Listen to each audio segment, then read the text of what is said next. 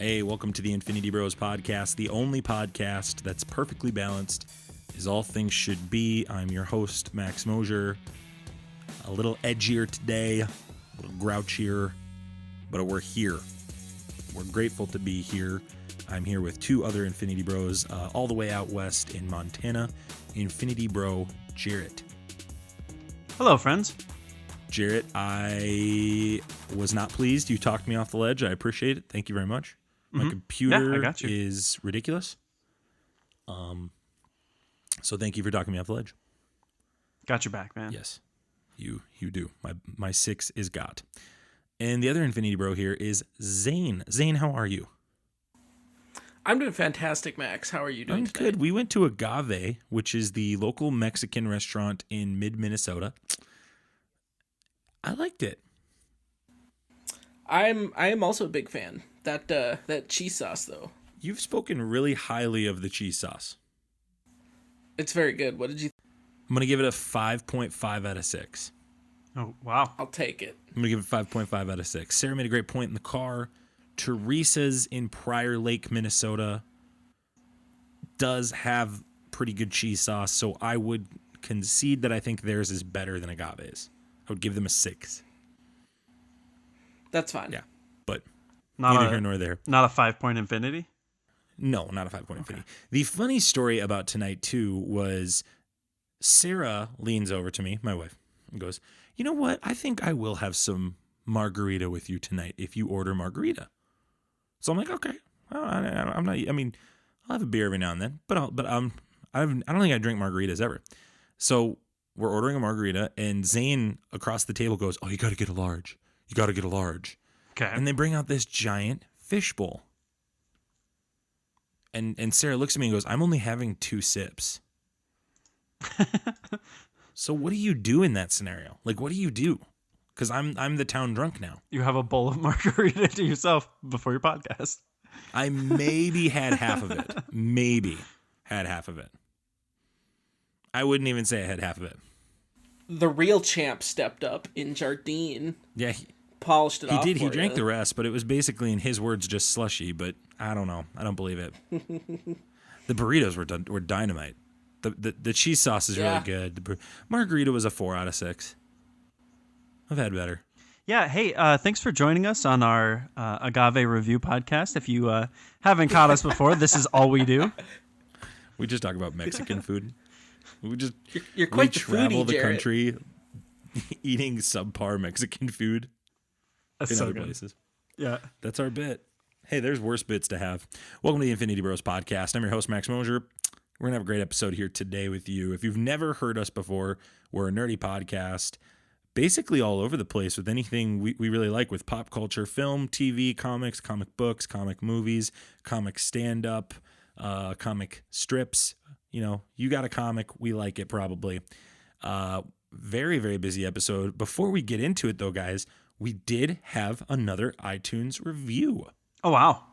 Oh, I know, I'm kind of surprised. Didn't want to say it. I found it. I went and looked it up, and we got it. So I'm going to read it. It is from T.R.Cruz. He says, "So much I loved about this. 5 stars. Wow. Very much enjoyed the discussions and banter. So good to hear from some guys from Second Maine. I believe he is referencing our college days in the dormitories of Crown College. Zayne, can you confirm?" This is Tyler. yes, this is Tyler. So that is confirmation. Remembering Tyler from the days of Second my Maine. boy. Shout out to He Tyler. doesn't sign off as Tyler, but Tyler's a good dude. Very great, sweet, gracious review. Good people. He left it for us about a week and a half ago. We've been on a little bit of a hiatus. With last week, it was Mark's wedding. And so, so we're just over the moon about it. Thank you so much, Tyler, wherever you're listening, however you're listening.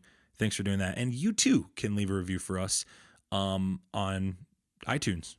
Go give us 5 stars. Do you hate us? That's fine. Give us 5 stars and never listen again. Be a great gift. We won't speak ill of you. If you go below if you go like 3 or below, there's a good chance we're going to make fun of you, right? Right, Jarret? Yeah, I mean, that's just, you brought it on yourself at that point. Yeah. Like, in my opinion, if I don't like a podcast, I'm not going to leave a review for it. Yeah, that's fair. But that's just how I personally work. But if you're somebody... if I absolutely hate the podcast, I will go leave a very, very bad review. But if you're at like a 3, I don't care enough one way or the other. Yeah, that's a 1-star review, right? Mm-hmm. You either really only leave a 1 or a 5. Yeah. I can concede to that. So, well, when we're not talking about reviews and margaritas, we're going to talk about some nerdy stuff today. But you may hear some of our reviews and how we review things in a specific rating system. So we want you to be familiar with that. So we're going to put that bumper right here. Here on the Infinity Bros podcast, everything is ranked from a 0 to 6 point scale. 0 meaning horrible and 6 meaning absolutely excellent. If all of the Infinity Bros rank something a 6, it gets an infinity step. All right, and in our first segment, we like to do what's called Nerd News. And in Nerd News, we just talk about things that are maybe nerdy, or it could be pop culture news that's relevant to everybody else. We kind of break it down, discuss it, do different things like that. And guys, the Oscars just happened. Oh, yeah. Did you watch the Oscars, Jarret? I did not. I caught some of the stuff after the fact, but I did not watch it live. Zane, did you watch it? I did not watch it live either, but I did pay attention to the stuff like as the awards came out and some of the winners and whatnot. But no, I did not watch it. Am I the only person that still finds the Oscars kind of somewhat enjoyable to watch? Probably, yeah. I might be. Because everybody I talk to goes, why would I watch that? Yeah, I think seeing it after the fact, I would have liked to have watched this one live. But I think it's one of those things where, like, I don't care. I mean, as a general rule, it's a very elitist and, like, highbrow thing that... No. It's just not, like... It's just rich people patting other rich people on the back. And I don't care for that anymore. But I think this year would have been a good one to watch. Anymore? Yeah, I mean, I used to watch watch When did this. you care about it? Can you tell us when? Can you tell us when you stopped watching and why? Yeah, in high school, I really was full of myself. I was one of those guys who thought I was really classy because I owned a jazz CD. Yeah, no. I know. Shocker, No. me? Really? So then I guess one day I just grew up. And you know what, Max? You'll get there too. Got him. I'm just shocked that Jarret would even say that he has an ego. I don't believe that for a minute. Nobody on this show has an ego. There's just no way. There's no way. I'm going to go through some of the winners. Stop me if you want to talk about any of them. Here we go. Best documentary short film, Learning to Skateboard in a War Zone If You're a Girl. That was the winner. Best live action short film, The Neighbor's Window. The best animated short film, Hair Love. Pause. Want to talk about this one. Saw this on Sunday morning, the CBS news show, the morning of the Oscars. This thing is fantastic. It's a 6 out of 6. One of the best short films I've seen in a long time. The goal and the premise of it was to normalize black young girls' hair. That part, yeah, it's there. But for me, the story is really where you fall in love with these characters. There's no words being said, and it's a really wonderful film. Very short. You can find it online. Hair Love, that's a wonderful one. Best sound mixing, 1917. Zane, you're a 1917 advocate. What is your rating of this movie? I'd give it a 6 out of 6. This movie was very well done, and yeah, I can definitely see the sound mixing on it because just the whole movie. I mean, it's done one shot, but when you're doing the whole thing one shot, like the sound is a huge thing to make sure you're not drifting off from what you're watching. And so they do a very good job on the sound of keeping you in with what's happening. So I 100% agree. It also won Best Visual Effects with Avengers Endgame getting second on there. You've obviously on this podcast, we're very nerdy. We love the comic book things. We kind of were having a dialogue ourselves as a group. Do you think this was better special effects than Avengers Endgame? Well, I think it's almost like different categories of visual effects. So obviously with a comic book movie, you know that so much of that is going to be CG and green screen because, like, I mean, you got Doctor Strange opening portals and you got all this stuff happening. The thing that made 1917 so much different is the fact that you can't really tell when these special effects are happening. It blends in so well with the practical effects. And that's where I think it sets itself The other apart. movie that you really liked, and I haven't seen yet, so try not to spoil it, but Ford versus Ferrari won Best Sound Editing. I mean, aside from sound editing, what would you give this ranking of this movie? That's another one. Like, I got to give that a 6 out of 6 as well. Like, I love both of those movies, so I was really happy any awards they came away with. I would have liked to see Ford Ferrari or Ford versus Ferrari get a few more, but I'm glad it did. Get what it did. They believed that they should have Ford versus Ferrari should have gotten more for Best Director. I know too. Like they went up there and in their speech, that's what they said. Best Director, we got snubbed this year on Best Director. So. Yeah. Oh yeah, I agree with that. Like that's both those movies. If you kind of look down your list of like, oh man, what some of these Oscar-winning movies that I should see, like definitely would recommend 1917. Definitely would recommend Ford versus Ferrari. Both those movies were very, very good. I enjoyed watching both of them. Best costume design, Little Women. The best makeup and hairstyling is Bombshell. Did either of you see either of these movies? No. Yeah, I haven't either. So I did not. Best song is "I'm Gonna Love Me Again" from Rocket Man, which this was Rocket Man's only Oscar nomination. I haven't seen it, but I've heard a lot of good things about this Elton John film, and I'm actually shocked. This is a film that the Academy, at least to what other people are saying, loves these films typically. So I'm shocked this was the only nominee, but at least they got the victory in there. So, but we'll see. Best score, Hildur Gudnadottir. She's the gal who made the song from. She wrote the whole. What is the word I'm looking for here? She wrote the entire score for the movie Joker. There we go. That's what I'm trying to say. So, and they played that haunting theme that he had when she walked up, and it was like it almost didn't feel celebratory. It was hilarious. Very, very strange. Did I lose you guys? You guys still there? We're still here. Just soaking it in. You're just soaking in. Yeah, you're just letting me hang. You're hanging me out to dry right now. I really appreciate that, guys. First with the margarita, now here. There you go. Did she do another movie? I feel like she did another movie that had a really good score to it. I'm sure she did. We can pull it up on IMDb. Best production design, Once Upon a Time in Hollywood. Jarret, did you see this movie? I saw it. No, it's on my list. Oh my gosh, we need to get our ish together because we're falling Once apart. Upon a Time in Hollywood. I watched this movie. That's a 6 out of 6, and to me that might have won. To me, I was like, this might be best film. I saw a couple other of these, but I mean, that's just my opinion. Best film editing, Zayne, Ford versus Ferrari. Best cinematography, Roger Deakins for 1917. Zayne, there you go. That's not surprising. Best original screenplay, and this kind of starts the new theme of the rest of the night. The big awards went to this guy and his crew, Bong Joon-ho for Parasite. Best adapted screenplay, Taika Waititi for Jojo Rabbit. Yes. Dude, Taika Waititi became a big deal because of Thor Ragnarok. Yeah, absolutely. Can I talk about this one a little bit? Go for it. So, it's really cool. Obviously, this is kind of near and dear to my heart, but I don't know if you watched, well, obviously you watched it, but I don't know if you were able to catch his speech. So Taika Waititi is now on the echelon of greatness. Obviously he has been, but it's cool to see that he's the first indigenous person to be nominated for an Oscar and definitely the first to win. And in his speech, he pays so much respect. He does a traditional Maori greeting. He talks about the land rights. And then this quote, I absolutely love this. He says, "I dedicate this to all the indigenous kids in the world who want to do art and dance and write their stories." He said, "We are the original storytellers and we can make it here as well." And I thought that was so cool to see. I showed this to a bunch of my kids in my classes. I loved his speech. I thought it was great.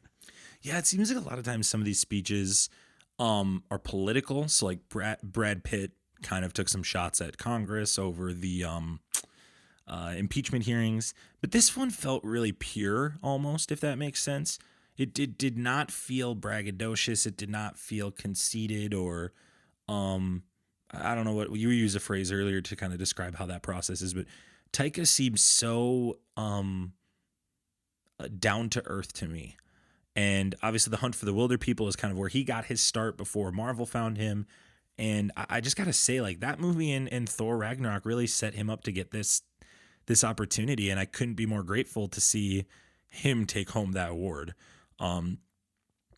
If you're Disney, do you even question who should be doing The Mandalorian season 2? It's got to be Taika Waititi, don't you think? He should be doing every one of those episodes. And you got to keep riding that. Like he's he's such a powerhouse right now, and he's doing so well for himself. Like, he's obviously earned this.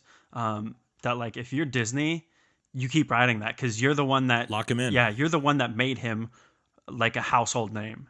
I mean, obviously he put in the work himself, but like Thor Ragnarok is what brought him to the public mind. Well, and Hunt for the Wilder People was a good movie, but it was a smaller film. Right. And it got some like award attention, but it was not Thor Ragnarok. And Thor Ragnarok, I think, is the biggest pleasant surprise in the whole MCU in regards to films. Yeah, absolutely.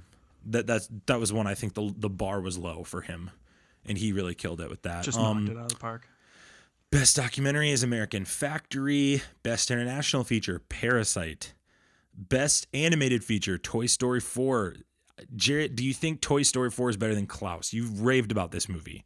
Is it better than Klaus? So I love Klaus. I really think that Toy Story 4 won this riding off of nostalgia. I'm very critical of Toy Story 4. I don't think it's a bad movie, but I think it's a bad Toy Story movie. I would have easily put Klaus over this. And I mean, people can disagree with me, but I love Klaus. I think it was fantastic. I've seen both. I'll take Toy Story 4. Klaus is just, I don't see what everybody else sees in Klaus personally. I give it a 3 out of 6. Just it's not big to me, but I know you are a big Klaus advocate. And so, but if you go back to our Toy Story review, I wasn't high on Toy Story either. So, best supporting actor went to Brad Pitt. I referenced his speech earlier. Best supporting actress went to Laura Dern in Marriage Story. Best actress went to Renee Zellweger in Judy. That was out of left field, man. She looks way different too with her Botox. That's really strange. Best actor, Joaquin Phoenix. Let's pause and talk about this for a little bit. I before Zane, and I want to give you an opportunity to talk about this too with the Joker role. I have always been, Zane, you and I have both been critical, and you can say your piece too in a sec, but we have been critical of this role, that the Joker just seems to be a role that anybody can do. And it appears to me after Joaquin's performance that we were sorely mistaken, and this is the greatest Joker ever. And this is I'm so happy he won this, because to me now we can put the rest, at least my interpretation of this is he is better than Heath Ledger, no doubt now. No doubt about it. Because to me, I still feel like Heath won that award a little bit based off of his passing. I think he had really great people around him.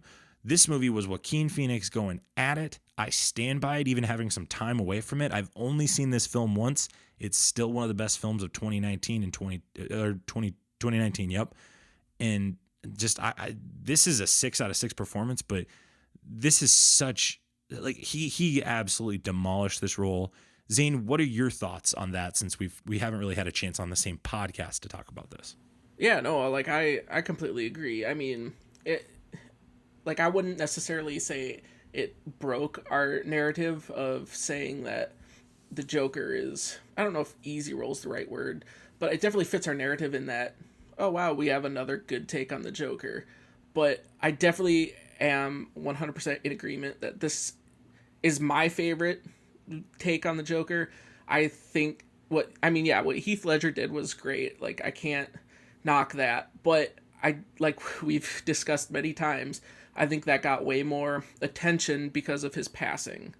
And what Joaquin Phoenix does in this movie, like, it's so much more, it just has more power and so much more weight to it. And I think part of that is showing the transition from the beginning of the movie to the end of the movie. Whereas in Dark Knight with Heath Ledger, like, we just saw it at the Joker already. We didn't see any of the setup.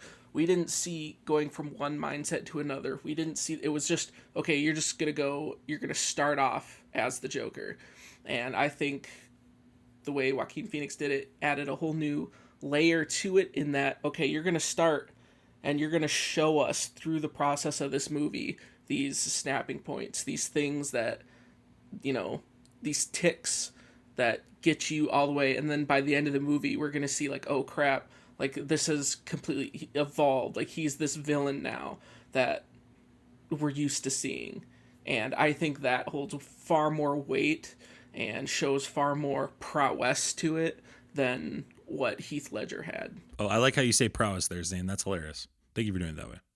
Very strange. Yeah, no problem. But yeah, like I said, nothing. I'm not hating on Heath Ledger. It's a good take. I think it was wildly overrated and overblown. To clarify, I agree with you. I think it's a good Joker. I just think it is not like this out the way that people treat that role, in my opinion, is this out of world experience, out of body. Like, he became the Joker, and you watch documentaries about his life and stuff, and you just kind of learn, like, no, that's just how he kind of rolled in all his roles. And I don't know. I don't buy it as much. Jarrett, are we speaking blasphemy right now? Look, I mean, I've already stuck my foot in my mouth once over the Joker, so I can't say anything either way because I would be speaking from a place of ignorance, having not seen it yet.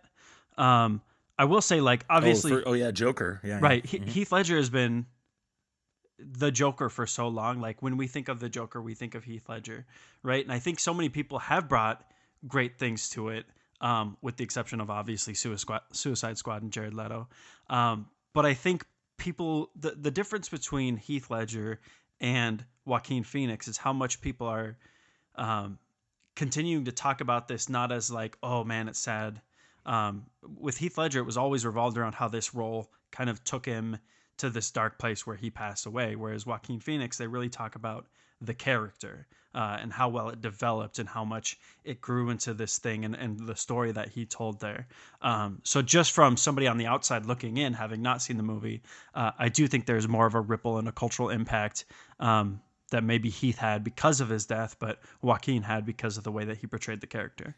And then finally, Best Director and Best Film went to Parasite and Bong Joon-ho. Pretty remarkable night for this guy. Walks away with 3 Oscars, 2 of them personal, and the third, I mean, you win Best Picture, like, you're basically, you're getting a lot of the, yeah, right, as a director, you're getting a lot of the feedback for that. How surprised were you guys about this? None of us have seen the film yet. It is on my list now. This put it to my list, to be honest with you. I would never have watched it. But after hearing about this, I will be watching it this year at some point. What were your thoughts on this? This was a pretty big shakeup, I think, for the Oscars. This is a lot. And like, I'm seeing it pop up everywhere. People are talking about it. And it's interesting because it's very divisive. Like, people have very strong feelings one way or the other, especially like not just about the film, but about all the Oscars that were won. I, for one, think it's great. I think that for somebody to come in like this with a foreign film and to really make a show of it like that, it must have something that it brings to the table that really took everybody off guard. And I think from a movie that I saw trailers of and I was like, I have zero interest in this, to see all the awards that it's winning and how much it's being talked about means that there's really something special, that it did tell a unique story. So yeah, it's on my list for sure. I've read the spoilers for this one, and I still want to watch it, which is very unusual for me. Once I kind of read the spoilers, I don't have any interest in watching it. Zayne, what do you think? Yeah, no, like I obviously haven't watched the movie, but it does get me some hype to want to watch it. Have either of you guys watched Train to Busan? No. I know he's done that, so though. that's one of his...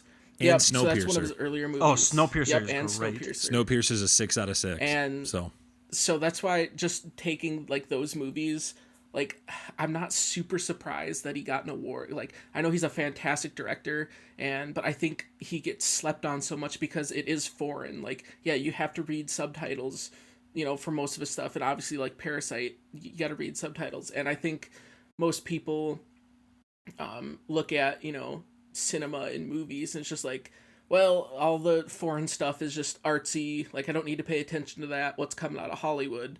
And I think he's doing a good job of showing, like, hey, I can make some really good movies too. Like, we can do stuff, like, it's about how you shoot stuff and how it's written. And, he's done a very good job of getting what he wants, the image in his head and putting that on a screen. And I think that's one thing that really sets him apart from other directors. And so, yeah, like, I'm really happy that he won the awards he did. Like, I don't think that's going to be the last we ever hear from him. It's exciting, too, because I was really worried with the Oscars that Scorsese was going to walk away with a lot because of his name. Yeah. And it was really refreshing to watch Scorsese not win anything. Partly because on this podcast, most of us are like, screw that guy. But for the other part, that's a joke. But for the other part, it's like, it's just delightful to see somebody get a nod that it's not based off their name or what they used to do. And you're kind of implying that a little bit here, Zane, but I don't think so. I don't think he got this based off of those films. I really don't. I think Parasite, they really felt like was the best film. And that's exciting because that's how the award should be given out. But years ago they had the Green Book, and a lot of people felt like that shouldn't have won and other things like that. So I think the Oscars got this one right. So, but is what it is. Any other comments on the Oscars before we move on, boys?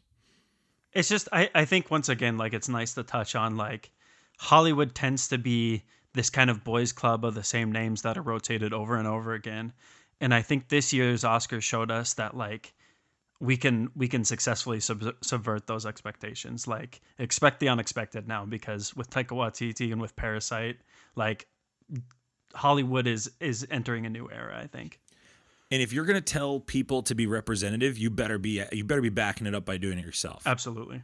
And they did it with a lot of their choices. Hair Love was another movie that they did it with. Yep. But they did give love to the movies that needed it. Like Zane, you talk about Ford versus Ferrari in 1917, and obviously I think everybody thought Joaquin Phoenix nailed it, so he deserved that. So I really think I actually think they got it right this year. And I think that's weird for people to understand because Hollywood usually sucks at these kinds of things. And they kind of did it right. And you know what? The other part, Steve Martin and Chris Rock did a bit for about 10 minutes, and it was hilarious. 6 out of 6. Give those guys the Oscars. Give it to them next year. Let them rip everything. Don't hold back. Just let them rip everything. Because when you make fun of yourself, it's way funnier and way better. I think everybody liked it. And they did a Cats bit too. Did you guys see the Cats bit? I saw the backlash from it more than I actually saw the bit. Oh my gosh, this was great. So Zane, you'll go look up the video. It's 2 actors. I don't remember who it is. I think it's James Corden. Yeah, but it's James Corden and Rebel Wilson. No. Yeah, it was Rebel Wilson. Yep. Yep. And they walk out and they were presenting for visual effects for 1917. They go, nobody understands how important visual effects are like we do. And then they just look at the camera blankly. And So you could good. just sense like, oh my gosh, they even realized how bad that movie They was. feel it. And then they gave it to 1917. They handed it to them in their cat costume. It was so good. It's such a good bit. It's That's an incredible amazing. video. I'll post that in the show notes if you're listening and you want to check that out. Top part of the night. So let's go to some more nerd news. We're gonna try to fly through this because we got a lot more to do. Before Robert Pattinson was Batman, we had Ben Affleck, and he finally came out to talk about why he did not do the Batman movie. And he says, quote, "I drank relatively normally for a long time. What happened was I started drinking more when my marriage was falling apart." I'm not laughing at this. I'm laughing at just like, I'll talk about this. This was 2015 and 16. My drinking, of course, created more marital problems. The biggest regret of my life is this divorce.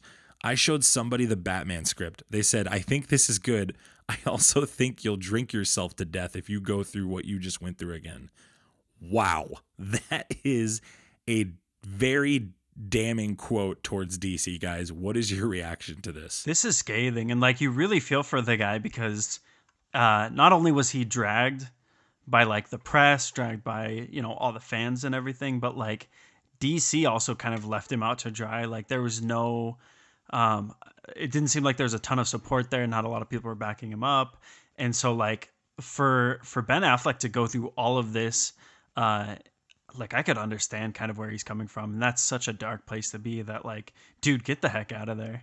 Honestly, like, I think for me though, Jarret, it's not even that he was in that dark place.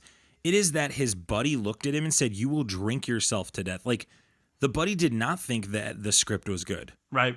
He didn't think the script was good at all. And I think for me, it's comical that Ben Affleck literally would rather just not do it anymore. Yeah. He appeared so invested in Batman v Superman, and just to watch DC ruin him over suck 2 the life movies, out of him. Yeah. it's comical. That's why I laugh at it. It's not even Ben Affleck's fault. It's just DC. Zane, what are you thinking, man? Yeah, no, I would have to agree on that, especially when you get such a big actor like Affleck in there, and just, you actually kind of have some clout and you're getting people excited, like, oh, we just got Ben Affleck, and, you're coming off of, Batman versus Superman or whatever, and then literally just watch the life just get drained out from someone because you're just like, this is terrible. you want to do what? Like, just slowly, just to get someone to a point, you're just like, yeah, I'm done. I'm just walking away. What are your like two questions before we go to our next one? First off, what is your review of Justice League today? I honestly can't even remember the last time What's I your watched rating? that What's your movie. rating? Like, I'm sorry. What's your rating? 2.5. That's maybe even generous. I think it's a 2 for me. Zane, what would it be for you? Yeah, I'll just keep it as a 2 because that was probably what my original rating was. Like I said, I have not watched that movie since we walked out of the I haven't theater. either. Well, it's interesting. That's the last time. What's I interesting watched is I haven't watched Joker since I left the theater, but I don't know if I want to go back to Joker, if that makes sense. Joker's just so I heavy. respect that movie so much, and it to me it almost has the same effect. Like, I don't want anything to do with this movie. Just two different like ways of feeling. Yeah. Right. Yeah, I feel the same way about Justice League. Just like, I will always rip that movie. I feel bad Robbie's not on this. I think you would have had some great perspective to provide. What do you guys think of the Batman? Good point. Very good point. What do you think of the new Batman suit before we move on to other stuff? I think it looks great. I think I've been ragging on Pattinson for a while about how I don't know. I really don't understand why he's the choice for Batman, but I think so far from what we've seen from the set photos, the Batman suit looks great. The motorcycle looks awesome, and I love the more like military year one style that they're going with this. I think but then he'll awesome. kill people and we'll all be mad again. Yeah, I mean, I'm of the mindset that like I fully don't care.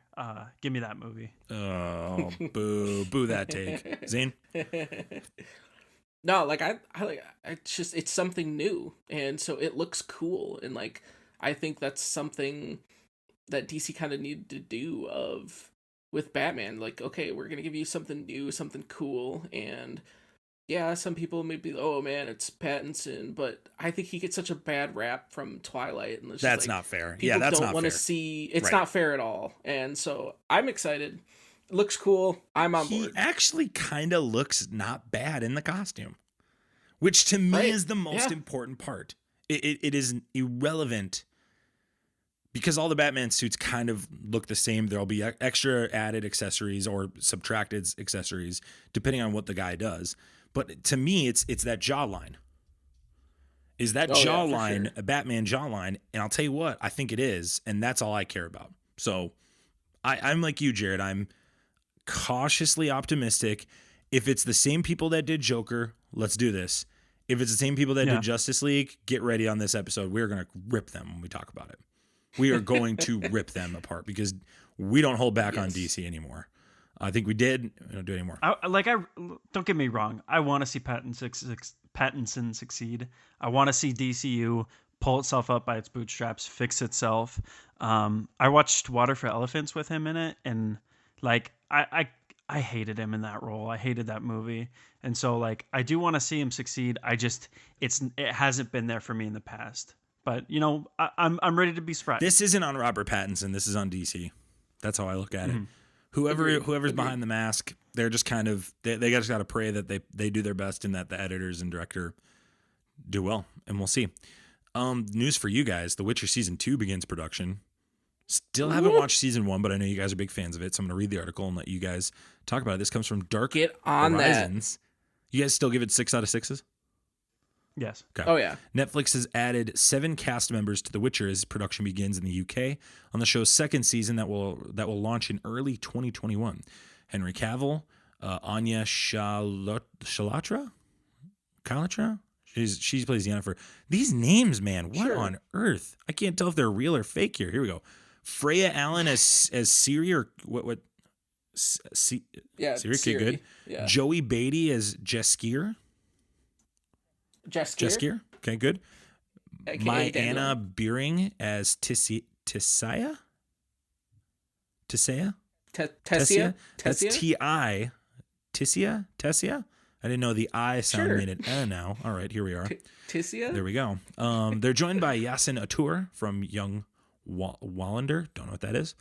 As Cone or Kane, C-O-E-N. Do we know who that character is? Whoever's listening to this has got to be losing their marbles right now, don't you think? Like, I'm the worst person to pick to read this article.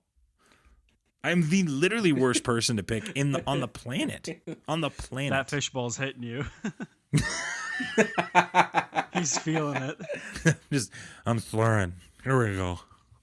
We're good. Witcher season 2. Here we go. Agnes Bjorn as Verena. I think I said that one right. Paul Bullion from Peaky Blinders as Lambert. Holy moly. Something Rasmussen from Fast 9 as Eskel. Aisha Fabian Ross, the Danish girl, as Lydia. Christopher Hivju from Game of Thrones as Nivellen. And Messia Simpson as Francesca. And then they'll have directors from The Umbrella Academy, Cursed, The Last Kingdom, and Meet the Patels handling episodes as well. The showrunner will be Lauren Schmidt Hisrich. I apologize to our listeners for having to listen to me try to read that article. I just pulled the article up thinking, I'll just read this and let them do it. And that took way longer than what the review is going to be. I apologize. After cringing for 30, 45 seconds, guys, what do you think of this news? Go ahead, Zane. I think it's great. Like, I'm really excited for season 2.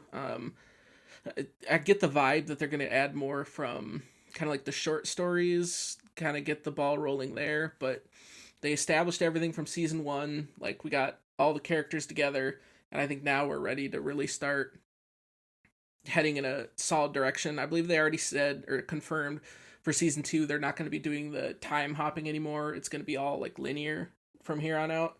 So I'm excited. I'm ready for season 2.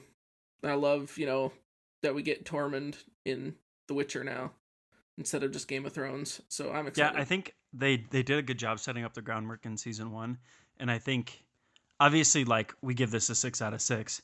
So them trimming whatever fat that there is and continuing to make a good and even better product, like I don't see this going in any way, shape, or form wrong. I mean, granted, like Game of Thrones exists, so there's that. But I think they have such a good direction with this that isn't really an issue that they're going to face down the road. And plus, you have like a very charismatic cast. I think that Henry Cavill is just knocking it out of the park. And even in his interviews, like every interview and everything surrounding this secondary and tertiary is like getting me psyched more and more for season 2 because he's just such a charismatic and like likable guy that you can't help but want this season to succeed. So yeah, I'm all in on this. I'm really glad you guys like this. And again, I apologize to those that had to listen to that.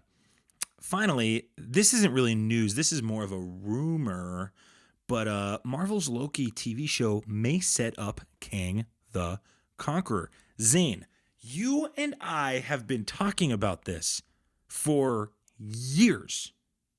I mean, part of the reason we started this podcast was to get these takes out there before this crap, because we needed to be the ones that said, we told you, listen to the show. Right. Stop exactly. it. Avoid you heard it here avoid first. Max talking about The Witcher, but listen to everything else. Okay. So Zane, do you believe this rumor is true? And then Jarret, while you're on deck, I want to hear. And then Zane, you'll get time to think about it because I already know my answer. Jarret, I want you to process who would be the person that you would want to be Kang the Conqueror, because that's probably the next big villain. Okay. Zane, what are your thoughts on this? Go. I love it. I love that we're getting into a villain like Kang just because it's like I've always said, like, there's your big A-lister, top of the line villains. And then Kang is like that A1. Like, everyone forgets about him, but he's such a huge villain, especially in regards to the Fantastic Four and just the whole aspect of, like, time travel, and which obviously is what we're going to get with Loki. So it makes perfect sense to bring Kang in. And, like, I love it. Like, I definitely agree that this is the next step. You could set this up as the big bad guy because, like, I mean, it's a huge thing with time traveling. And you got that in Endgame. Now you can bring that into the Disney Plus universe. You can start having time travel in the actual movies. And, like, if you're going to start messing with time travel, there's no better villain than Kang. So, like, I love it. I'm all for it. Kang is one of my all-time, like, Marvel villains that, like, people don't give enough respect to. Him and, like, High Evolutionary are way up there on my list. But if I were to fan cast this, it kind of sucks that Benicio del Toro isn't really an option. I'm I'm gonna throw one at you that's kind of wild. So hear me out a little bit. But Pierce Brosnan, I think like as an older Kang, right? He's got that very like highbrow, aristocratic feel to him that I think like this is a dude who like just ekes of control and power. That him doing the voice behind that would just be solid. Another one that I'd like to see is like Mahershala Ali. I was thinking I that think too, would but do he's Blade. He's Blade. insane. I know. I thought Mahershala know. Ali too as one of mine. I had a couple, but Mahershala Ali is like, he would murder this.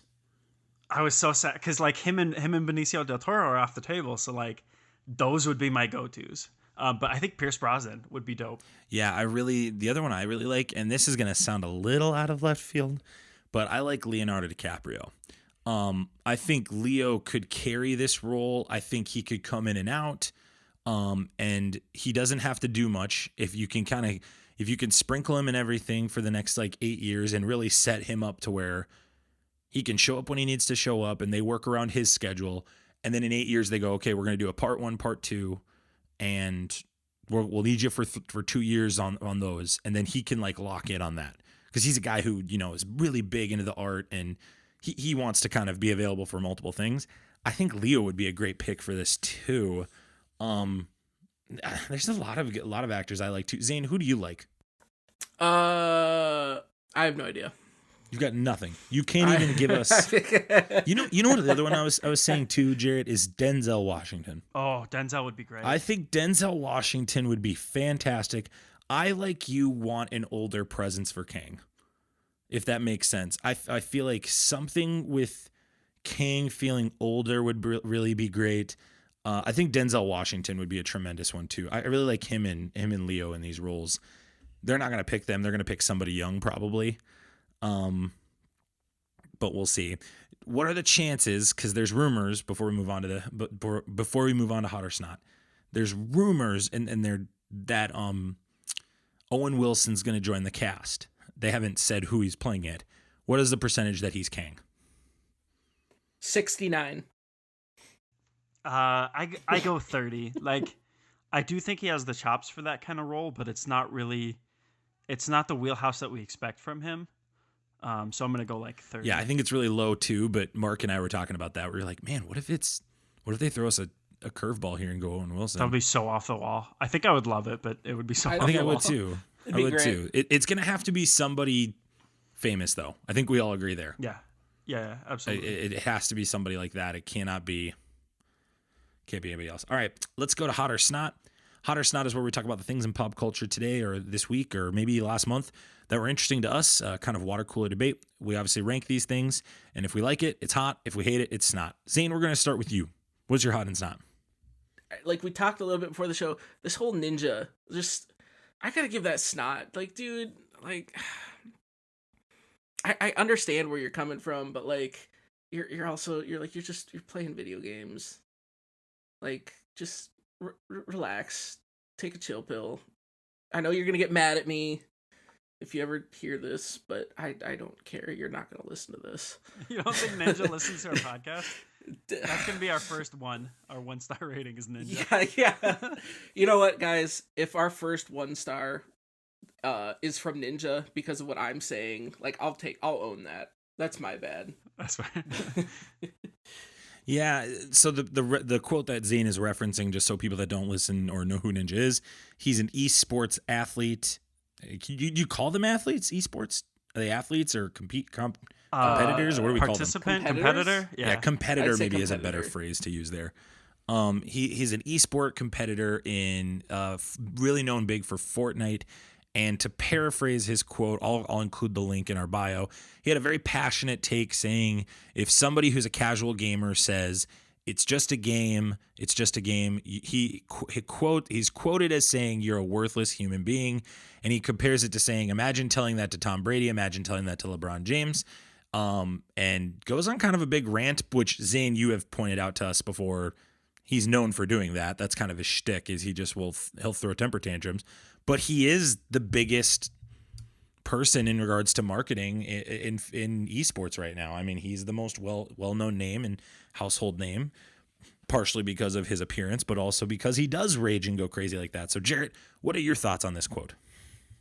I hate it. I think he's like way off base. He sounds very whiny and petulant.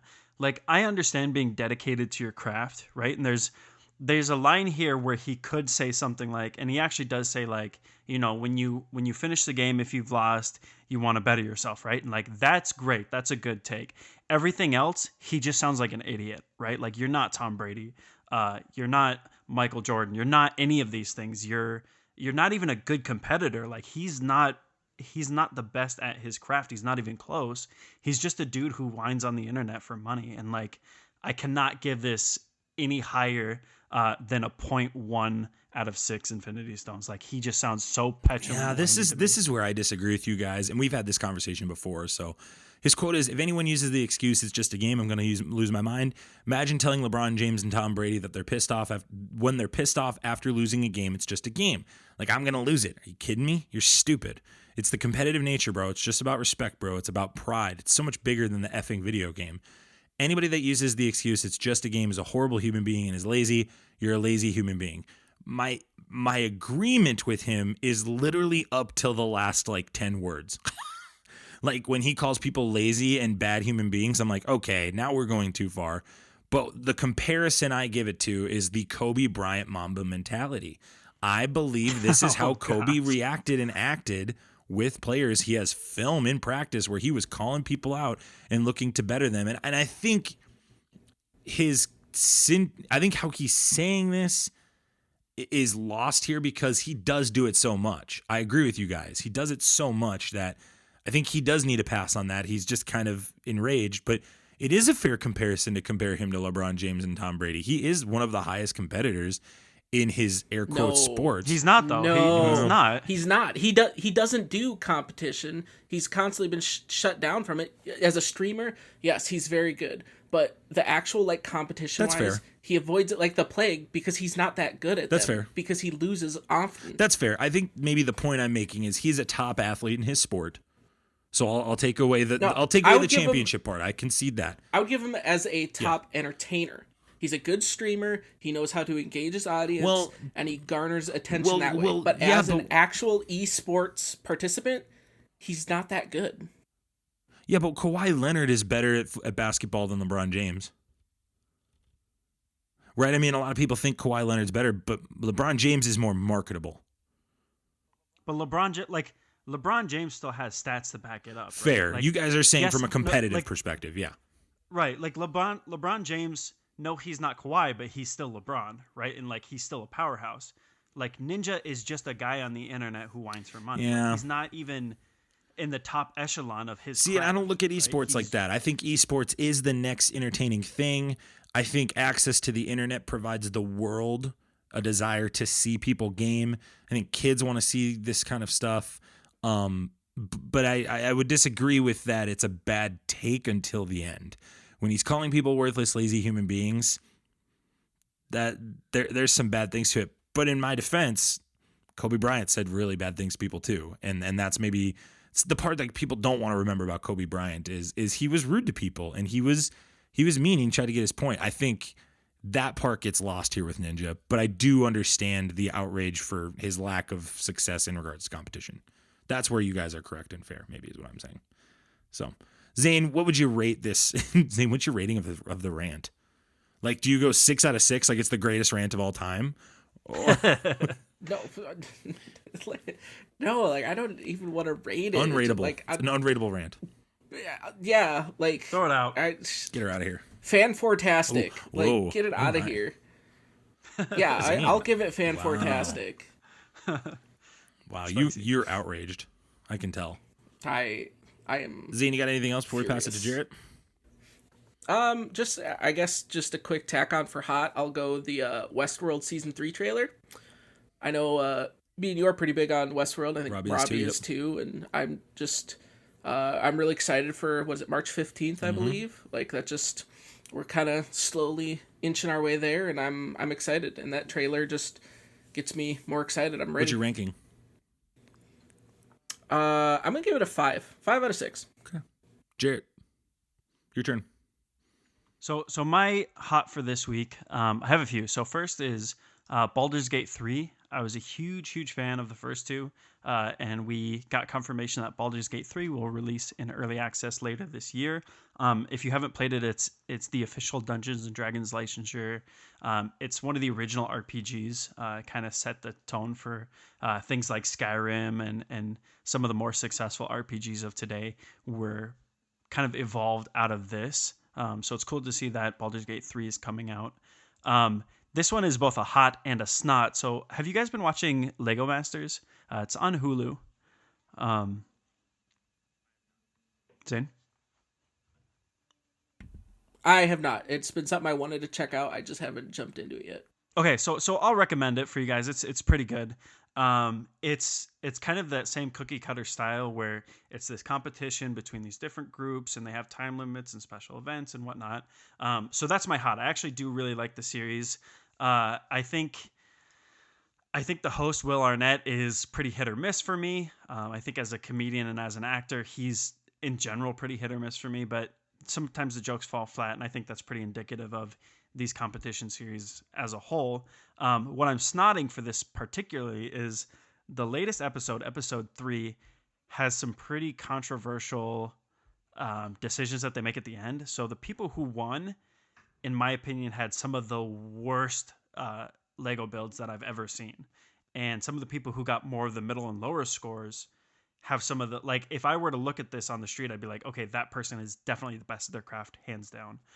So it was a little weird, and like looking at it online, people are mad about this. Like there's more talk about this than I would have even expected. So yeah, I'm snotting their decision in episode 3. I won't spoil it because obviously you guys are gonna want to see it down the line. But I hot this series. I snot the latest episode.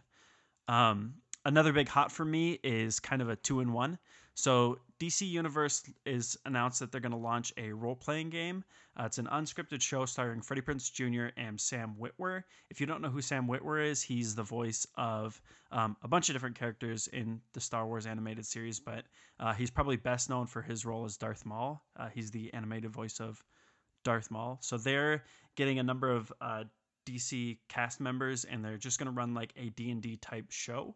And kind of in the same vein as that news, we actually got an interview with Chris Pratt and Tom Holland where they would like to do something similar. So there's rumors and rumblings that kind of to counteract this DC Universe TV show that's coming out, that there might be a Chris Pratt and Tom Holland Avengers tabletop show on Disney+. So if that's true, I'm like absolutely out of my mind psyched for this. I think we've seen a resurgence in this kind of thing. We have shows like with Deborah Ann Wall. The Russo brothers have been running campaigns. Joe I'm going to butcher this name every time. Manganiello. They're all coming out and saying like this is a great hobby to get into. So I think seeing this more and more on the rise is a big hot for me. My last snot. So I don't know if you guys heard this, but there was rumors floating around that Daniel Radcliffe was going to play Moon Knight in the upcoming series. So he came out in an interview and officially said that that's not going to happen as far as he knows. He was never approached. His quote is this: "If I was ever to go back to a franchise, I think that the bar for that script would have to be even higher than anything else. Before you can sign it on to being anything for multiple years, you have to be sure you're really going to love it all the time. I'm not averse to doing any kind of franchise thing in the future again. That could be fun, but the Moon Knight rumors are untrue and I can officially debunk that one. I have not heard anything about this." Yeah, so I would have loved to see him in this role, and it sucks that it's not going to happen. I think he's kind of hinting at like, there's been so much backlash and so much pressure following Harry Potter and all that he really has to feel like his heart and everything is committed to it before he can really sign on. We do know that there is going to be a Moon Knight series coming up on Disney+. It's from the director of The Umbrella Academy, Jeremy Slater. So that is a hot for me, but I think it would have been cool actually to see Daniel Radcliffe. We'll see where it goes from here. So that's my hot and my snots. I got one snot, Avenue 5, the HBO series starring Hugh Laurie and other people. I'm not even going to get Josh Gad's in it. Not even going to get into it otherwise than that. This show is not good. 2 out of 6. which is bummer because you look at some of the people on the list, and I was like, oh, I like Hugh Laurie a lot. I like House. Just the premise is a little more boring than I was anticipating. I watched 3 episodes and I'm out. Bye. I watched I watched the Michael Vick documentary. Vick. This is the greatest sports documentary I've ever watched. 6 out of 6. If you are unfamiliar with Michael Vick, aside from the dog fighting allegations and trial and those kinds of things, you got to go watch this and just understand the effect he's had on sports and effect he's had on people in regards to contract negotiations, in regards to culture between black and white people, in regards to football and how he's changed the quarterback position. It used to be such a pocket passer presence, and now scrambling quarterbacks are becoming more of a normal thing, especially with Lamar Jackson and Patrick Mahomes. And even his comeback, it's a remarkable story. And I said this in our group chat, and I'll say it here as well. I believe this is a noble story. I think this is a story of a man who asks for forgiveness. He's served his time. He is very vulnerable in this, which I really appreciate. Sometimes you watch documentaries and you're like, do I believe what this person's saying? And I do believe what he's saying, and I might be idealistic in that, but yeah, this was an absolutely gem of a documentary. It is a must watch for anybody that loves sports, especially the realm of football. Zane, you mentioned Westworld. I give it a 5 out of 6 as well. It's kind of crazy how like similar we are on that, Zane. I love the covers too. I like how they do the covers for the trailer. Yeah, they just do a good job. That's always been a good shtick they had. And That's I like a good that. bit. I like that bit. But actually, are you done? No, I got 2 more. One of them you and I will talk about in a sec. Oh, I was just gonna say, since you brought up documentaries, I was just gonna kind of thumbnail something for my hot. Have either of you guys watched the documentary McMillions? No, it's on my watch list. Watch Okay, it. We'll talk about it next episode. Very, very interesting. Yeah, for sure. I'm gonna beat this drum. This is my WWE. This is us, people. Infinity Bros universe. I need you to listen Everyone to me. just I logged need you to out. listen to me right now. Everyone's I stopping don't listening care right if you now. don't like drama-filled shows. You've got to watch This Is Us. This show is unbelievable. No show continues to make me cry more. No show, and I'm not even lying. I'm not speaking hyperbole. I weep watching this show. This show is remarkable. The writers are the best of the best. Marvel, you need to call This Is Us writers and get them in your scripts now. They need to be writing your TV shows. These guys are unbelievable. This Is Us, 6 out of 6. This is becoming the greatest drama of all time to me. It's slowly getting there. I have never had an experience watching TV like I have with this show. This show is unbelievable. 6 out of 6. This Is Us. Pause to let you make fun of me. Go. Pause to let you make fun of me. Go. I feel like the 2 people who survived through your Witcher rambling are like, wow, he's bringing up some really good points. No, I agree. I watched this through, I think halfway through the 3rd season or 2nd season. Great, fantastic series. I don't know why I stopped watching it. I still kick myself for it. But yeah, I think I'm one of the few people who's like, yeah, Max, you're spot on with this one. Is Us. It's not too late to get on the bandwagon, guys. It so is good. not too late. It's not too late. The show is so good. It's so good. Very layered. Get these writers on Marvel. That's all I'll say. And then Zane, we went and saw Sonic the Hedgehog this weekend. Yeah, we did. Woohoo! Jarret, did you see Sonic the Hedgehog? I did not. My wife took my son for Valentine's Day. They had a little date together. Good for them. And I planned on going, but life has kind of been kicking me around this past week. So I bet James really liked it. Do you know what He what loved was it. his rating, you think? Probably like 90 out of 6. It's My James, man. so like that's. I mean, he's allowed. His skill's that a much. little different. That's Yeah. fine. I get it. After discovering a small blue fast hedgehog, a small town police officer must help it defeat an evil genius who wants to do experiments on it. That is the plot. We're not lying about that. This movie stars Ben Schwartz, James Marsden, Jim Carrey, and Tika Sumpter. And then I just want to make sure that I'm getting the whole cast. That's all the major ones. Yeah, that's all the ones everybody know.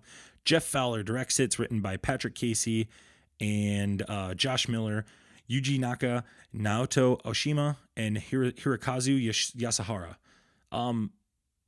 Zane, what's your rating of this movie? Well, like part of me has to keep nostalgia aside, but I also don't want to. I'm gonna give it. I'm gonna go a 4.5.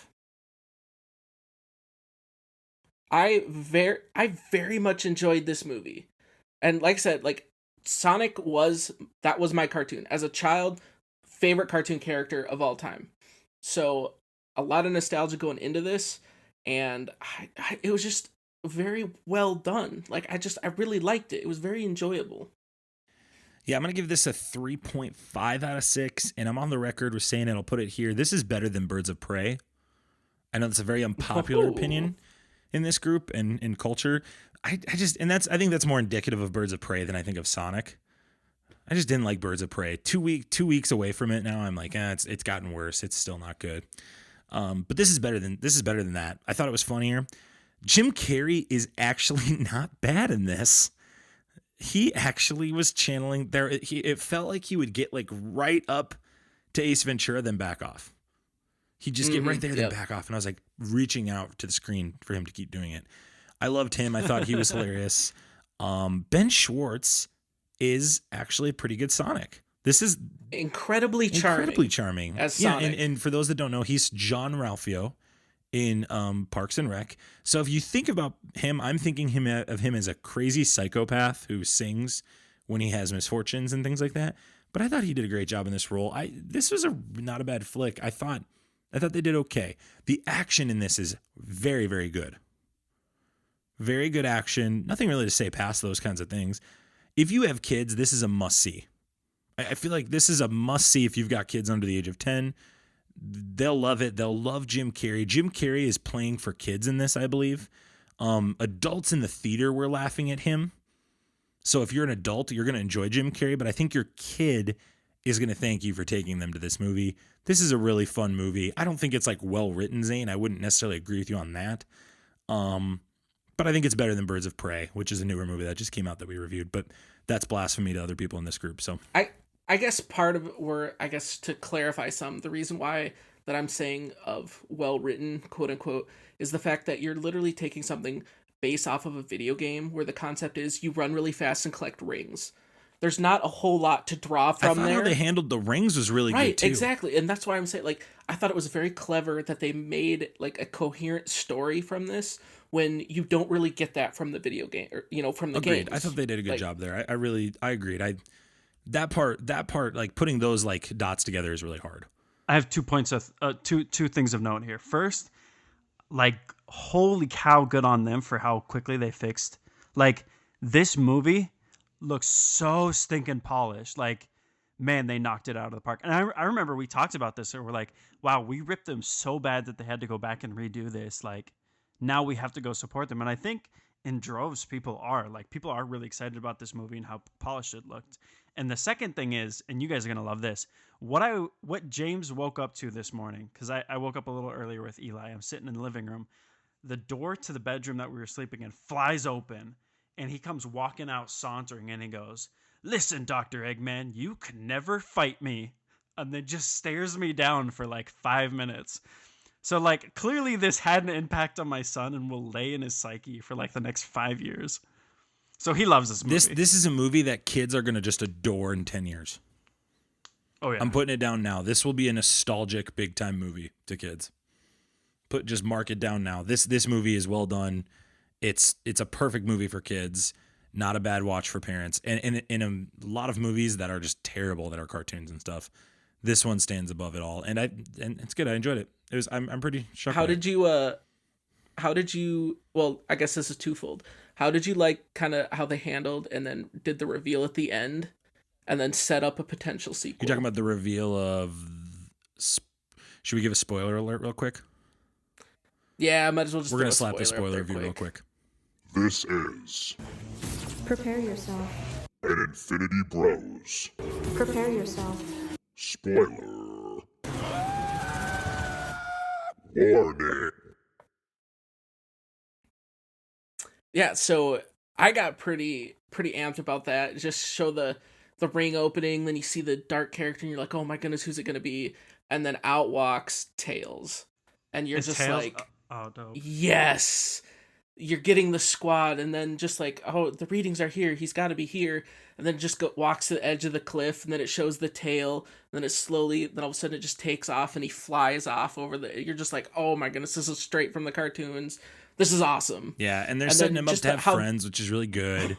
Right, And also 'cause Dr. there's a whole lot they Robotnik. can I do liked from how they there. turned Dr. Robotnik into like his classic cartoon character too. Well, right, because I feel like they're going from the transition of Robotnik, just kind of that real quirky guy that no one really likes. I mean, this is weird, but now after him going to like the Mushroom Planet or whatever, I think now he comes back. This is where we're gonna get Eggman. Yeah. Like this is where we're gonna get the real. Like it had the alluding to it with him throwing the rock. Like he's gonna get the really strong. He's really gonna go off the deep end just because he's gonna be so obsessed. Like I need to catch Sonic now. And now you're bringing in Tails, and now like all this sets up like you can bring in Knuckles, you could bring in Shadow, you can bring in, start bringing in the Chaos Emeralds. Like there's so much you could draw from the cartoons if you wanted to go that route for a sequel. And so like the ending of that, I just got so hyped up for that. I was like, yes, you got Tails, let's go. It does have a post credit scene is what Zane's referencing here. So make sure you stay after if you're looking to catch that. It's good. It's a good movie. It's not amazing, but it's good. So let's get into the top 5. We're going in 3, Infinity Bros 2, top 5 1. list starts now. All right, every week we try to do a top 5 segment. This week, in honor of Valentine's Day being last week and Mark's wedding happening a week ago. Happy 1 week to Mark and Kelly. They got married. That's what we were off on our hiatus, hanging out with them. This week we're doing the top 5 romantic movies of all time. So we left it pretty broad because Zane was like, what if I don't like rom-coms? So we left it. So this could really go anywhere. So Zaner, we will start with you. Rip this Band-Aid off now. All right, so I basically just had to put this on, like, I don't even know, like, I can't even base it on really good movies. I just have to go on movies I've seen in general. So, just because, so I don't, like, these might be terrible romance movies from the eyes of other people, but it's one of the These few are the I've 5 seen. romance movies I've Right, seen. exactly. These are the 5 I've seen, so here's my list. But, number 5 for me is The Time Traveler's Wife. Ooh. Number I didn't think 4. of that one. Number 4 is Crazy Stupid Love. All right. Number 3 is The Notebook. Zane, you actually have a sentimental list. I know. I'm proud number of you. 2 is Always Be My Maybe. Oh my gosh, Zane. Yes. He's Number there. 1 is The Yeah, I Princess knew you were going Bride. to put that on My there. man. Because My for those man. that don't listen to the show often, I hate The Princess Bride and I've never watched it and I'm refusing to watch it. We're not going down that rabbit hole though. Jarrett, you go ahead. All right. Princess Bride's stupid. Jarrett, you're up. Honorable mentions are The Proposal, Hitch, and Leap Year. Again, they're fantastic movies, but I had to cut movies, and those were the 3 that I cut. Number 5 is Crazy Stupid Love. I think this is a very comical movie, but I also think that it's a great love story.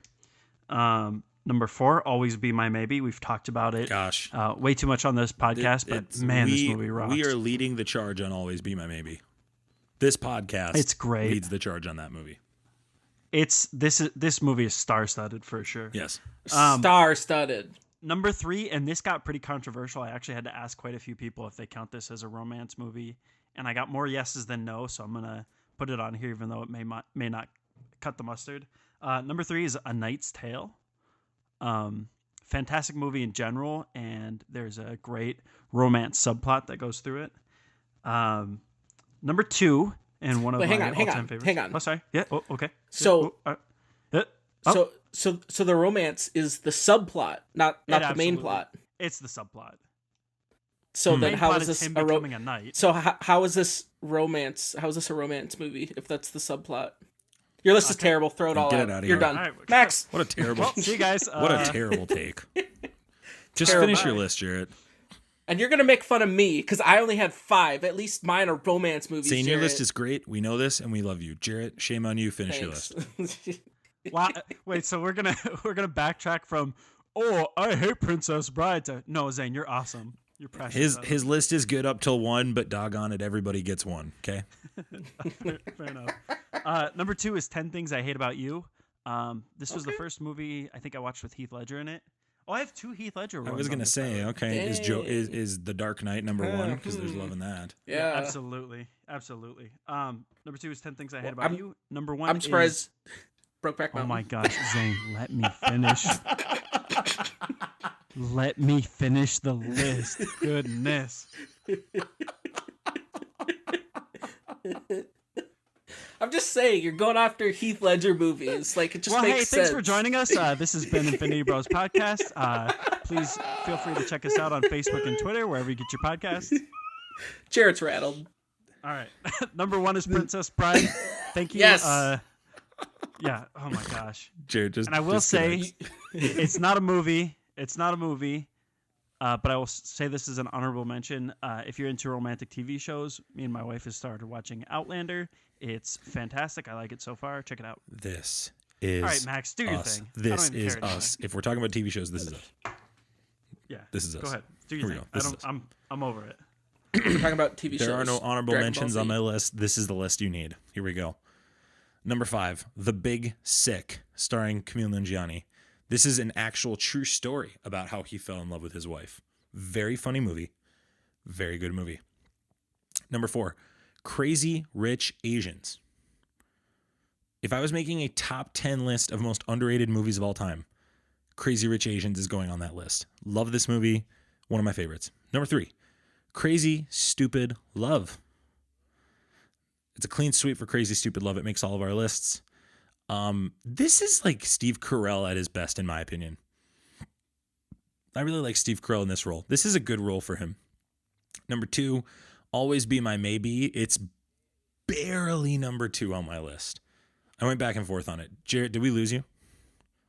You just sound really upset. Are you okay? Zane really rattled you earlier. And my number 1 is Princess. I'm just kidding. My number 1 is Sleepless in Seattle. Sleepless in Seattle. It is the greatest rom-com of all time. I still laugh today when Tom Hanks pulls his kid to the side and goes, "How many states away is she?" And he pulls the United States map down. And the kid just looks at it and he goes, "Ah!" And he counts like 10 states. And he goes, "You're stupid." Rolls it up and then walks away. I still laugh at that scene. Hilarious. Sleepless in Seattle. Meg Ryan. Tom Hanks. You want to fall in love with somebody, sit down and watch Sleepless in Seattle with them. Zane, take notes. Okay. I mean, I Very guess. Good. Very good. Well, this has been fun, guys. This has been really real. Aside from your bad takes, I really, really enjoyed this podcast with you guys. Mm-hmm. Absolutely. Good. Jarrett, thank you for taking time all the way out in the mountains to do this. Getting your hamster on that electrical wheel and the internet wheel is really hard. Absolutely. I actually made it through an episode without dropping out, so That's I impressive. think we're going to call that a positive reinforcement. We're just going to affirm you. Go, Jarrett. Go, Jarrett. right. You're the man. Well, thank you. Go, You're the Jarrett. man, Jarrett. Yeah, Jarrett. You got this. Yeah. You rock. Yeah, Jarrett. Good job. Zane, way to be here about 20 minutes late. Hey, yeah. Positive affirmation. You're welcome. Good job, Zane. Good job. I love that. Good job. Thank you so much. I had no other plans tonight other than waiting for you. So Jarrett, thank Jarrett and I had no other plans. We were just sitting here waiting. I could have been 30 minutes late, so you're welcome. Must be nice. And thank you, listener, for taking time out of your busy schedule to listen to us. You can check us out on Facebook, Instagram, and Twitter. We also got a TikTok account. I know. Woo-hoo. Shame on us. The Infinity Bros podcast. Check us out on TikTok. We also have unleashed our website. Go to Infinity Bros. Is it the Infinity Bros or InfinityBros.com? It's theinfinitybros.com. TheInfinityBros.com. It's not like those Infinity Bros, Yes. It's TheInfinityBros.com. Go check that out. Leave us a rating on our iTunes. Come on, guys. We need another 5-star rating like Tyler had at the beginning of the episode. It was really kind of him to take time to do that for us. But we will see you guys next week. As always, we love you 3000, and we'll talk to you later. See ya. Bye. Bye. Thanks for tuning in to the Infinity Bros podcast. You can find the Infinity Bros on Facebook, Instagram, and Twitter at the Infinity Bros. Feel free to send listener feedback via email at infinitybrospodcast@gmail.com.